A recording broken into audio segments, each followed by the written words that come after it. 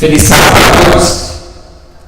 Eu sou grato a Deus porque me concede mais esta oportunidade de estudar a palavra de Deus com os irmãos. Não só com os irmãos que estão aqui na igreja, mas estudar também com aqueles que estão nos assistindo através da internet, nossos internautas. Queremos agradecê-los por eles estarem nos ouvindo através da internet e todos também que estão aqui presentes. Irmãos, nós temos nesta manhã algumas pessoas que estão nos visitando. Essas pessoas, algumas já foram membros da igreja. Dentre essas pessoas, nós temos alguns membros que deixaram de participar conosco. Temos também filhos de irmãos que assistiam aqui nessa igreja enquanto criança e adolescente, mas que hoje não assiste mais conosco. Na internet, com certeza, deve ter pessoas também que já foram de alguma igreja e abandonaram esse caminho. Eu quero pedir em especial a essas pessoas que não têm vindo mais à igreja, que não têm participado com a gente, que resolveu sair de casa, que nesse momento eleve o seu pensamento a Deus em oração. Nós vamos pedir ao Espírito Santo que trabalhe neste momento na nossa vida, principalmente você que não tem frequentado, que não tem participado. Eleve seus pensamentos a Deus neste momento e peça a Ele para que Ele possa falar no seu coração através do Espírito Santo, através da tua palavra, através da Bíblia. Bem rápido, eleve seus pensamentos a Deus.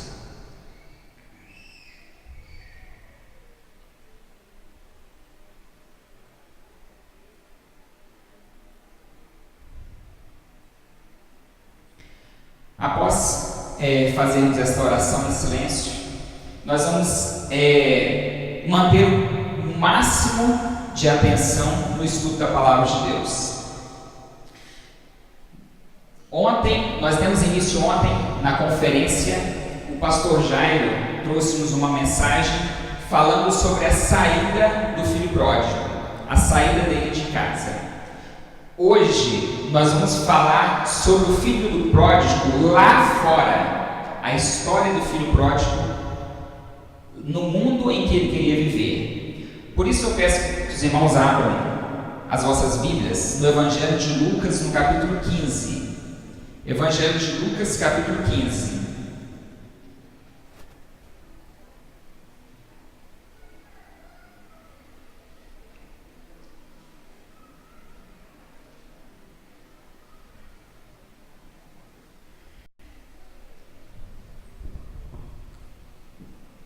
Nós vamos ler a partir do versículo 13. Poucos dias depois, o filho mais novo, ajuntando tudo, partiu para uma terra longínqua e ali desperdiçou seus bens, vivendo dissolutamente. Tendo ele gastado tudo, houve naquela terra uma grande fome e começou a padecer necessidades. Então ele foi e se chegou a um dos cidadãos daquela terra, o qual o mandou para os seus campos a apacentar porcos.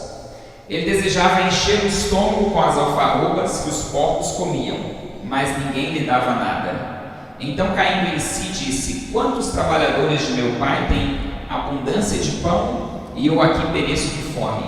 Levantar-me-ei e irei ter com meu pai, e dir-lhe-ei: Pai, pequei contra o céu e perante ti, já não sou digno de ser chamado teu filho. Faze-me como um dos teus trabalhadores. Então levantou-se e foi para seu pai. Nós vamos nos deter nesta manhã somente nessa parte da parábola. Analisem bem. O versículo 13, ele apresenta o jovem saindo de casa e aproveitando a vida, vamos dizer assim, na linguagem das pessoas, né? Dos jovens. Ele abandona a igreja, abandona o meio religioso e vai aproveitar a vida do mundo. Esse é o termo. Aqui fala que o jovem desperdiçou os seus bens, vivendo dissolutamente. Os irmãos sabem o que é viver dissolutamente? Quando a Bíblia usa a expressão que esse jovem gastou os bens dele, vivendo dissolutamente, é interessante, porque se nós soubermos o que significa a palavra dissolutamente, a gente vai descobrir o que esse jovem fez enquanto ele estava lá no mundo, quando ele foi para lá. O dicionário diz que dissoluto é contrário aos bons costumes, devasso e libertino. Interessante. Então, o significado da palavra dissoluto é contrário aos bons costumes, devasso e libertino. Para a gente aprofundar um pouquinho mais nesse conceito, libertino é sinônimo de algumas palavras. Por exemplo, carnal, concupiscente, desregrado, erótico, impúdico, lascivo, libidinoso, licencioso, lúbrico, salaz, sensual e voluptuoso. Essas são algumas palavras sinônimas de libertino. Analisem bem. Será que uma pessoa carnal, concupiscente, é uma coisa boa? Será que ser erótico, lascivo, libidinoso é algo bom? Com certeza não. Em outras palavras, vamos resumir tudo isso que eu falei na vida daquele jovem. Aquele jovem foi para o mundo aproveitar a vida nas festas e nas orgias. Em outras palavras, aquele jovem aproveitou muito provável das prostitutas. Aquele jovem viveu com as prostitutas, teve muitos relacionamentos. Isso é viver dissolutamente. Aproveitou o que o mundo tinha para dar para ele. Essa foi a maneira em que o jovem viveu.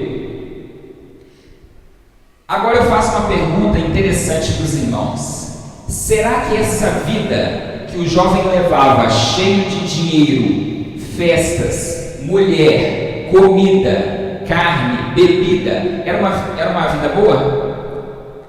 Não, veja bem, eu não estou perguntando para os irmãos se é bom, eu estou perguntando se o jovem achava que era bom. Será que aquele jovem achava bom muita grana, festa, bebida, carne e mulher? Com certeza aquele jovem achava muito bom isso. Irmãos, só que esse jovem, assim como muitas vezes nós mesmos, temos um conceito errado do que é bom. Esse é o grande problema.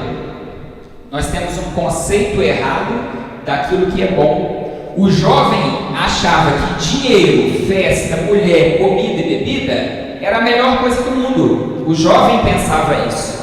Só que ele estava tendo um conceito errado. Assim como muitas vezes nós temos esse conceito errado. Assim como muitas pessoas que nos abandonaram, foram para o mundo, têm esse conceito errado do que é bom. Por que existe esse conceito errado do que é bom? Por que existe? O nosso inimigo, ele trabalha de uma certa maneira, fazendo com que as pessoas entendam errado isso. Satanás, ele divulga uma falsa felicidade e nós caímos na ideia dele. Quando a pessoa afasta, ele está caindo na ideia de Satanás. Ele está aceitando as sugestões e entendendo de maneira errada. O que é entender de maneira errada? Se eu pego esse papel aqui e falo, não, isso daqui é pedra, você pode comer, sei lá, ou pode colocar na sua sala, isso aqui é papel, isso aqui não é pedra. Mas Satanás faz isso com as pessoas. Ele engana as pessoas, faz com que você entenda errado o que é bom. E Satanás ele tem hoje, como nunca antes teve, um doutrinador. Esse doutrinador de Satanás, ele está na casa de todo mundo. Chama-se televisão. A televisão, ela doutrina você num conceito de felicidade errado. Então a televisão mostra assim, olha, fazer isso é bom, isso daqui que é bom, é isso daqui que é interessante, é isso que é divertido. E isso entra onde? Na nossa mente, entra no nosso subconsciente, e você passa a ter esse conceito errado do que é bom. Aí a novela mostra que você trair a sua esposa ou trair o seu esposo, isso é bom. Ou a televisão mostra, como eu já vi algumas cenas, que o casamento é algo que é cafona, é algo antigo, não precisa de casar mais. Então você vai viver em união estável com alguém. A televisão mostra que a bebida é algo bom, que você tem que beber, você vai para festa, você vai beber todo tipo de bebida. A televisão mostra que você tem que se encher de todo tipo de comida. E as pessoas passam a associar esse tipo de vida apresentado pela televisão como algo bom. Esse é um dos doutrinadores. É claro que existem muitos, como eu poderia dizer, servos do inimigo que fazem esse trabalho também para a televisão. Às vezes o jovem ele não é influenciado pelo que a televisão mostra, que isso é quase impossível isso acontecer, né? Mas lá no trabalho, lá na escola, lá onde você está, o seu amigo de trabalho, ele te incentiva. Não, fulano, isso é cafona, não faz isso não. Você tem que viver uma outra vida. Entendeu? Você está amarrado a esses princípios religiosos. Você tem que ser libertino. Como eu falei, o libertino ele não vive sobre as restrições religiosas. Tudo que a Bíblia fala que é princípio, o libertino não vive isso. Então, o mundo trabalha para Satanás, levando você a ter esse conceito errado. A realidade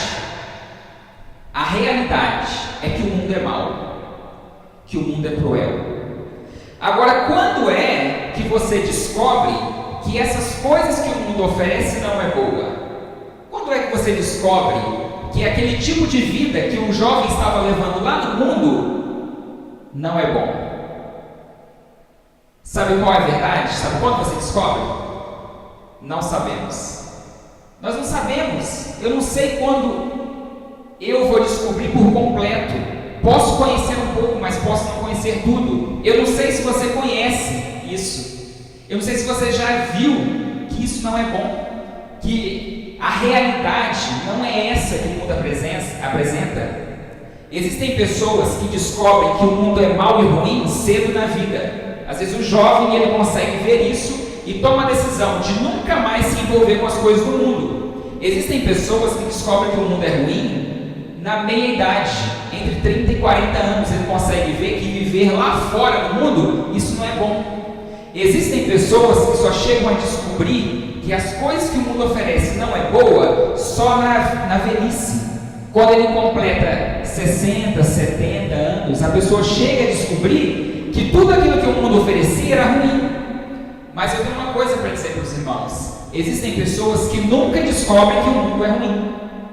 Existem pessoas que morrem lá fora sem saber que eles estavam vivendo do lado errado da vida. Que aquilo que eles estavam aproveitando era o pior da vida e não o bom da vida. Então existem pessoas que não têm essa oportunidade. Existem pessoas que não têm a oportunidade que você está tendo agora de conhecer essa realidade. Você que está aqui nessa manhã, que seja membro da igreja, que não seja membro da igreja, hoje essa é a oportunidade de você crer que as coisas que o mundo oferece não são boas.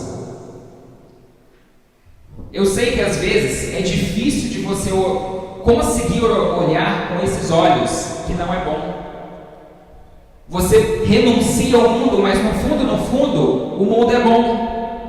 No fundo, você deseja participar das coisas que o mundo te oferece. Você deseja viver sem restrições. E só tem uma maneira de você poder, a partir de agora, ter uma nova visão do mundo? É orando a Deus. Ore a Deus e peça misericórdia. Peça para que Ele te mostre que o mundo é ruim. Senhor, você pode orar agora na sua mente, você pode orar em casa, você pode orar no momento que você quiser. Senhor, me mostra que o mundo é ruim. O que eu vejo é que o mundo é bom. Eu vejo que as coisas que o mundo oferece, isso é bom. Mas ore a Deus e peça: eu não quero mais ter essa visão do mundo. Eu não quero mais aproveitar as coisas do mundo. E esse trabalho não é eu que vou fazer por você, é o Espírito Santo. Peça para que o Espírito Santo desperte em você essa visão, que o colírio, o Espírito Santo, abra os seus olhos para você ver que o mundo é mau. Principalmente os nossos adolescentes, que estão na meia-idade, que estão cegados pelo que o mundo mostra. Ore a Deus e peça Ele para te mostrar algo que você nunca viu. Que servir a Deus é a melhor coisa do mundo. Mas o interessante dessa parábola do filho pródigo é que, além de mostrar o que o jovem ia fazer lá fora, essa parábola mostra um pouco da realidade. E os irmãos vão poder ver agora um mundo que vocês nunca viram. Lucas capítulo 15, versículo 14. Tendo ele gastado tudo, houve naquela terra uma grande fome, e começou a padecer necessidades. Essa é a parte ruim da história. O que acaba primeiro no jovem? O dinheiro. Toda aquela fortuna que ele tinha se acaba. Ou seja, a felicidade que o mundo oferece, ela não é eterna. O mundo te oferece uma felicidade passageira.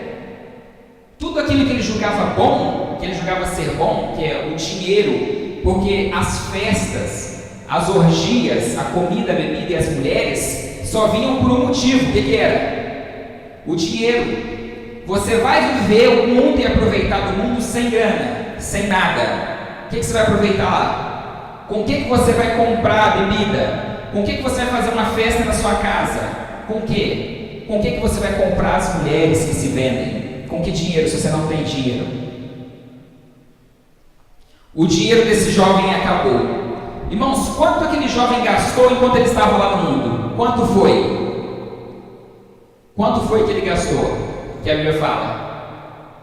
Tudo. Toda a sua herança.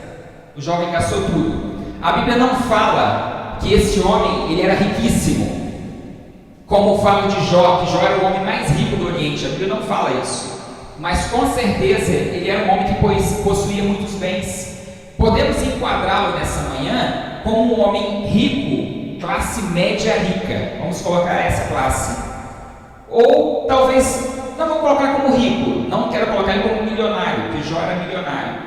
Então vamos colocar esse homem como rico. Qual seria o patrimônio desse homem hoje? Se ele fosse proprietário de uma empresa de médio porte, uma transportadora, tivesse 4 carretas e 8 caminhões, quanto esse homem tinha relativo aos bens da empresa? Quanto que ele tinha? Quanto que vale o apartamento desse homem? As casas de aluguel? Quanto que vale essas coisas? Vamos avaliar em 2 milhões. Colocar que esse homem rico tinha 2 milhões no total de tudo. Isso não é ser milionário. Você ter 2 milhões em patrimônio hoje, entendeu? É rico. Milionário tem alguns requisitos a mais. Imagine qual seria a parte que caberia ao jovem pródigo, ao filho pródigo, desses 2 milhões. Sei lá, 500 mil? Alguma coisa desse valor. Irmãos, esse jovem levou no bolso, não cabe no bolso, né? Sei lá, na mochila, 500 mil reais. Só para os irmãos terem uma ideia do que ele gastou. Ele gastou todo esse dinheiro lá no mundo, lá fora. Aí eu, nossa, mas 500 mil é muito dinheiro. Só que a Bíblia fala que o que aconteceu com o dinheiro dele? Acabou. Se você quiser gastar 1 milhão de reais no mundo, você gasta. Acaba. Quanto tempo vai durar esse divertimento? Quanto tempo vai durar isso?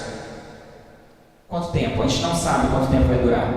Mas é rápido. Você consegue consumir rápido. O próprio Satanás te ajuda a você consumir esse dinheiro rapidinho, para depois você ver a realidade das coisas. E o texto bíblico apresenta algo pior na história. O mesmo versículo 14 fala que além de acabar o dinheiro, o que aconteceu? O que aconteceu naquela terra que ele está morando? Fome. Então, veja bem, imagina eu em Belo Horizonte ou qualquer um dos irmãos sem dinheiro, sem nada, mas pelo menos não tem fome. Você vai trabalhar de ajudante pedreiro, você vai varrer rua, alguma coisa você vai fazer. No final do dia alguém te dá um trocado, você come alguma coisa, mas você não tem dinheiro e os recursos acabaram.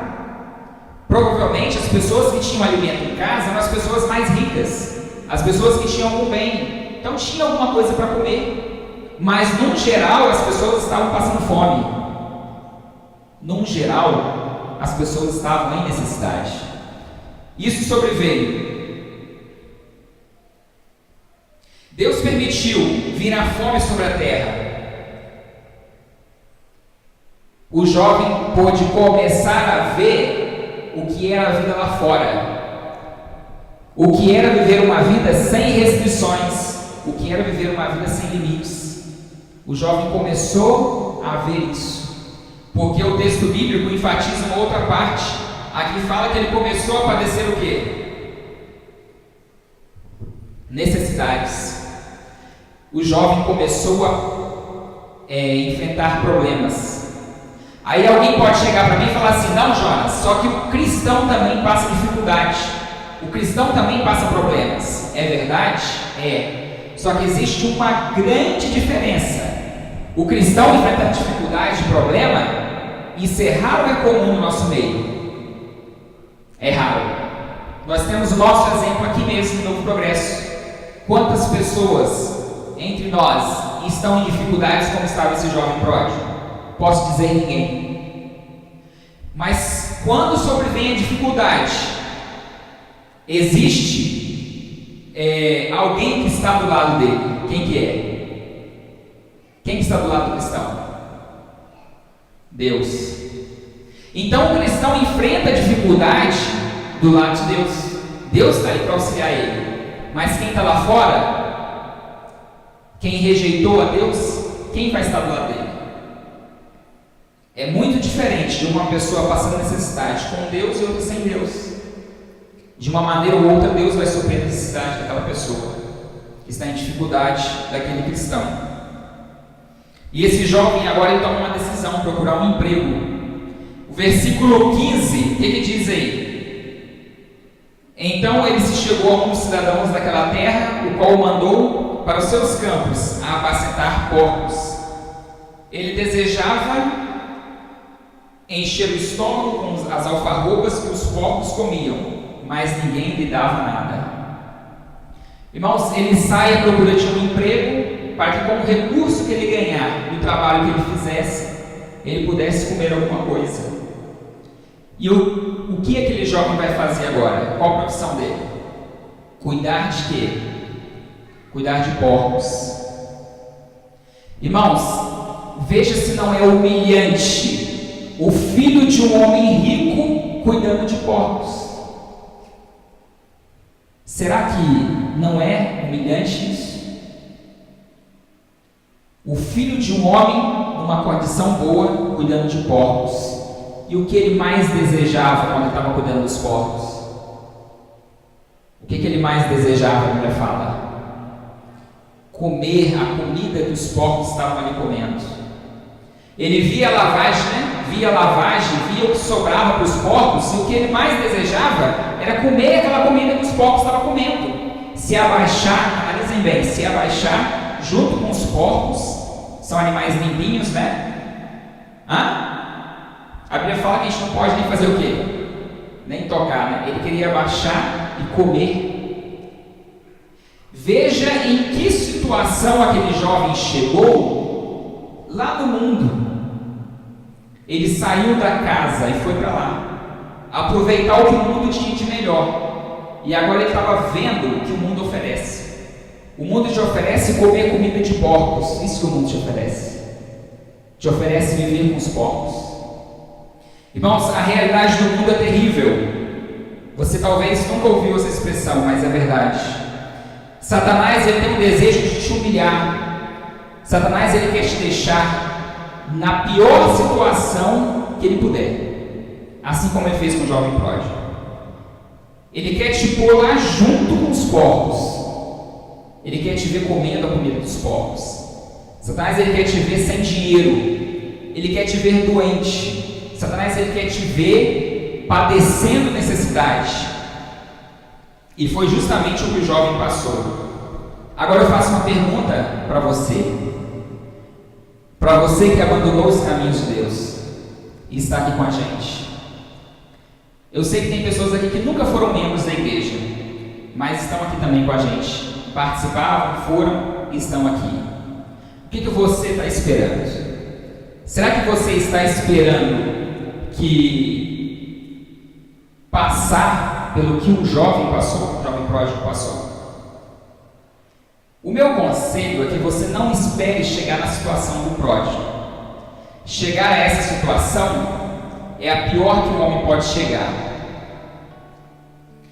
Esse é o momento quando o jovem enfrenta a pior fase da vida dele, que ele consegue acordar para a realidade. A Bíblia diz assim, Lucas capítulo 15, versículo 17. Então caindo em si disse: quantos trabalhadores de meu pai têm abundância de pão, e eu aqui pereço de fome? Levantar-me-ei e irei ter com meu pai, e dir-lhe-ei: Pai, pequei contra o céu e contra o céu e perante ti, já não sou digno de ser chamado teu filho. Faz como um dos teus trabalhadores, né? Irmãos, essa é a parte que ele acorda para a realidade. O jovem consegue ver que o mundo é terrível. Ele consegue ver isso. Ele consegue ver que não fazendo parte da família de Deus, não fazendo parte dessa igreja, não sendo um servo de Cristo, ele iria sofrer todas aquelas dificuldades que ele estava sofrendo. E ele fala, aí o texto fala assim, então ele caiu em si. É interessante, por que a Bíblia fala assim, então ele caiu em si? Será que ele estava iludido? Será que aquele jovem estava cego? Será que ele não estava vendo o que ele estava fazendo? Será? Com certeza, né? Ele estava iludido. E Satanás faz isso com as pessoas hoje, ele tenta iludir você. Sai desse caminho, sai dessa igreja, para de ler a Bíblia. Para que ler esse livro? Esse livro que te proíbe de fazer uma coisa, te proíbe de fazer outra. Vai para o mundo é muito melhor. Só que Deus, ele mostra aqui o que é o mundo. O mundo é isso que vocês estão vendo. É interessante que quando o jovem cai em si, ele entende algo interessante. Ele fala que os funcionários do pai dele viviam como? Com fartura. Os funcionários do pai dele viviam com fartura. Agora, os irmãos, parem para pensar. O jovem conseguiu compreender que o melhor lugar era lá no mundo ou na casa do pai? Irmãos, o melhor lugar do mundo é aqui. Esse é o melhor lugar do mundo. Se você ainda não conseguiu ver isso, ore a Deus e peça a Ele para abrir seus olhos. Antes que você chegue na situação que o jovem pródigo chegou. Antes que você chegue na miséria. Antes que Satanás tenha que tirar a sua vida. Irmãos, aquele jovem, ele toma uma decisão. Foi a decisão que eu falei aqui. Versículo 18. Levantar-me-ei e irei ter com meu pai. Essa é a decisão do jovem.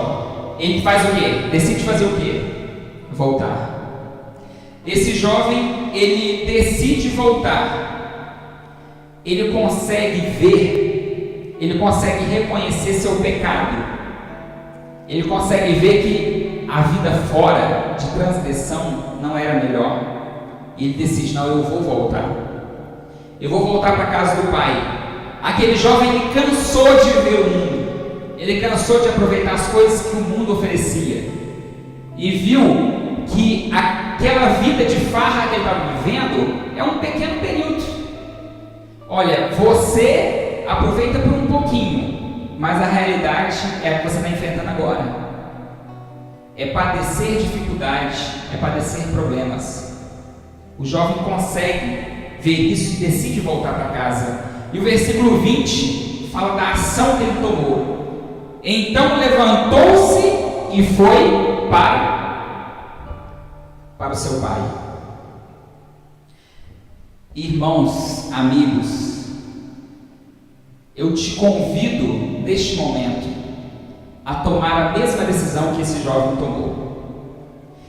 A decisão de levantar e voltar para o pai, voltar para casa, voltar para o melhor lugar do mundo que é aqui, voltar para junto de Cristo. E se você conseguiu, pelo menos através do Espírito Santo, não das minhas palavras, mas se o Espírito Santo tocou no seu coração, para você ver que o mundo é ruim, que o mundo é terrível, eu te convido a vir aqui à frente. Eu quero separar esse momento para orar por você. Se existe desejo de retornar, se existe esse desejo de você voltar para casa, eu te convido que você venha aqui à frente, porque essa oração pode fazer com que você veja a realidade. Essa oração pode fazer com que você consiga ter forças para voltar, porque eu não sei o que te segura lá fora. Eu não sei o que te segura de batizar na igreja. Eu não sei o que está te segurando de você fazer um compromisso público com Deus, com Cristo. Mas eu sei que não é fácil. Eu sei que tomar essa decisão ao lado de Deus é difícil. É por isso que eu te convido, se você sentir o desejo, vem aqui à frente. Não se envergonhe disso. Venha aqui para que Deus possa tocar no seu coração, possa trabalhar na sua vida e você ganhe forças para retornar. Não fique satisfeito de ser simplesmente um assistente. Não fique satisfeito de ser simplesmente alguém que participa do culto, assiste. Você precisa de ser um filho de Deus. Quando nós aceitamos a Cristo e passamos pelas águas do batismo, nós nos tornamos filhos de Deus. Por isso é importante que você tome essa decisão, que você venha à frente. Irmãos, tem algo mais sério além disso que eu estou falando. A parábola fala que o jovem voltou para casa, só que aquele jovem poderia nunca voltar para casa. Ele poderia morrer lá no mundo. Satanás podia ter tirado a vida dele antes dele voltar para cá. Satanás podia ter tirado a vida dele antes dele ter essa oportunidade. Deus sabe que a oportunidade ela é passageira. Você tem hoje a oportunidade, mas até quando você vai ter essa oportunidade? Até quando você vai ter essa oportunidade? Você não sabe. Então eu apelo mais uma vez,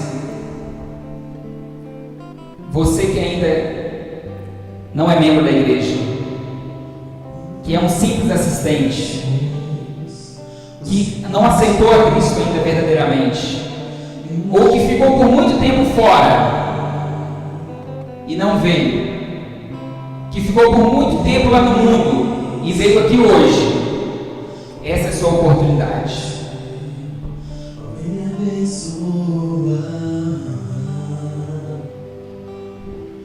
Eu vou trazer a você muito mais que canção, trazer o meu coração.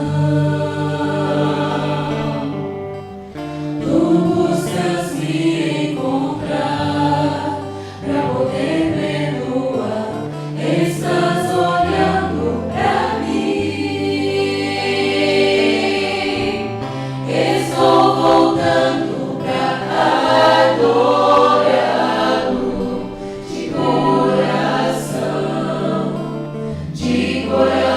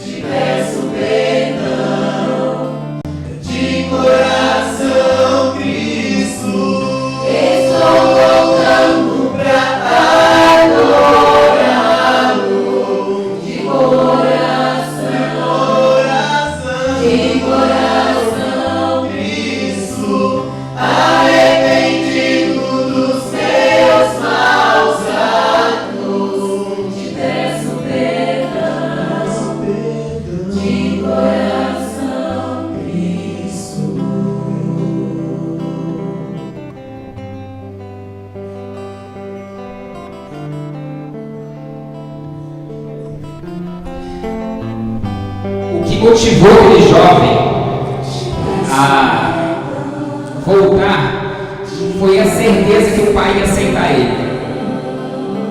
Então, se está passando na sua mente que o seu passado é negro demais para você tomar essa decisão, isso não é verdade.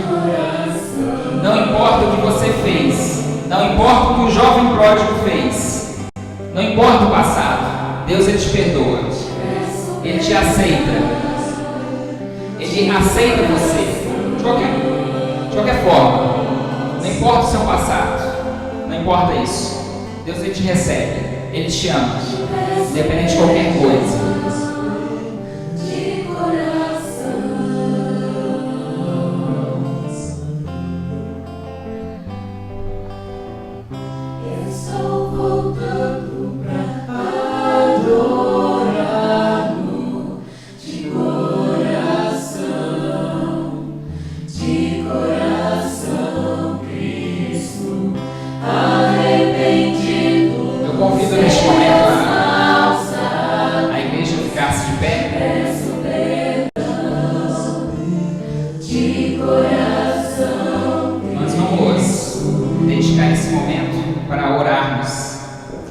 Eu sei que tem muita gente que está desejoso de vir aqui à frente.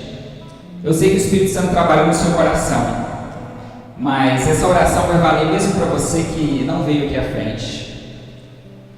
Então eu peço que aqueles que puderem, vamos colocar todos os joelhos para a gente orar, principalmente por esses jovens que vieram aqui à frente.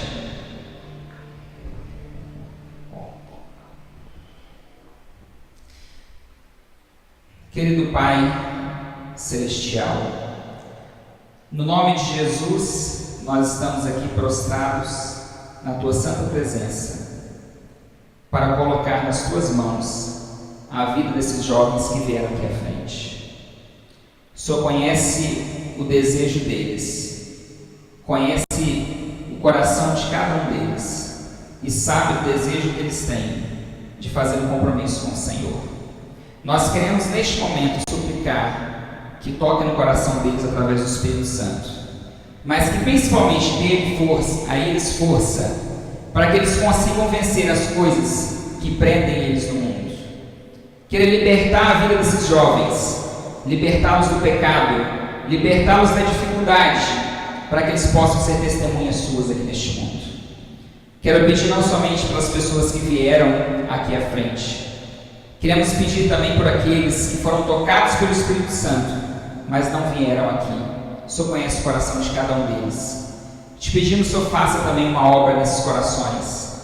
Liberta eles de todas as dificuldades, para que eles possam tomar essa decisão, fazer esse compromisso de voltar aos teus pés. Nós sabemos que aqui é o melhor lugar do mundo. Sabemos que a casa do Pai é o melhor lugar do mundo. Por isso nós te agradecemos por cuidar tão bem de nós. Nós queremos lhe pedir o perdão de nossos pecados e suplicar que nos acompanhe e nos proteja durante toda a nossa vida. Amém. Os irmãos podem se assentar e os jovens também que vieram podem tomar seus lugares.